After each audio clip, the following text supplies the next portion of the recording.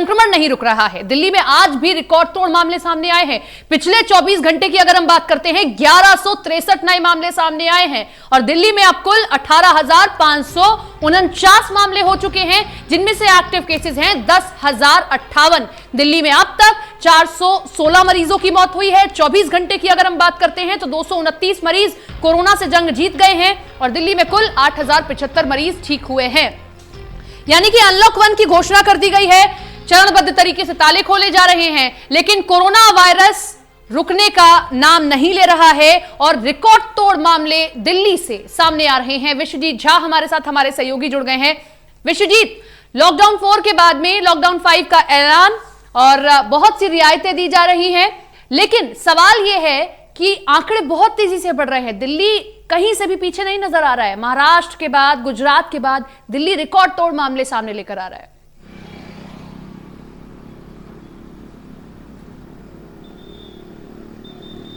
देखिए, ये हालांकि निश्चित रूप से बड़ी चिंता की बात है कि दिल्ली में लगातार तीसरे दिन जो आंकड़े आए हैं वो 1000 ही नहीं 1100 को पार करके पिछले 2 दिनों में 1100 से ज़्यादा आंकड़े आए हैं। ये चिंता की बात जरूर है। इसलिए भी चिंता की बात है क्योंकि संक्रमण इतना तेजी से बढ़ेगा तो लोगों में एक पैनिक भी होगा और लगातार संख्या बढ़ रही है। लेकिन सरकार कह रही है कि चिंता की बात नहीं है, क्योंकि ज़्यादातर लोग होम आइसोलेशन में ठीक हो रहे हैं, घरों में ही ठीक हो रहे हैं। सरकार अब इस प्रचार में जुटी है, लोगों को ये एजुकेट करने में जुटी है कि लोग खुद को संभालें, खुद में सावधानी बरतें, अपने घरों में ही रहें।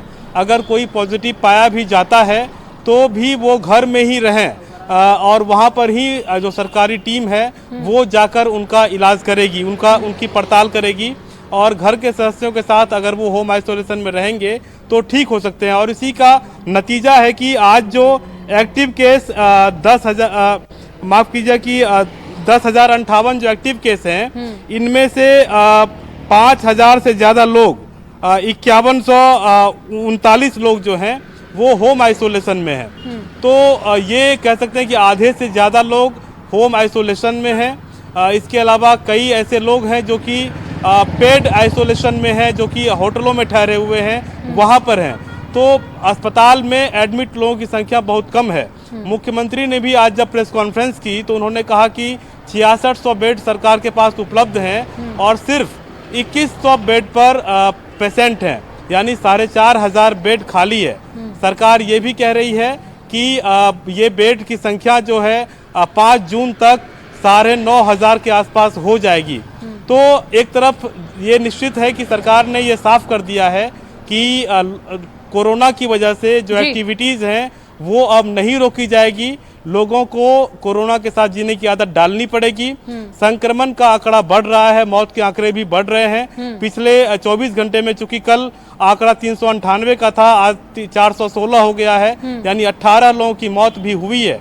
अलग अलग उम्र वर्ग के लोगों की मौत भी हो रही है।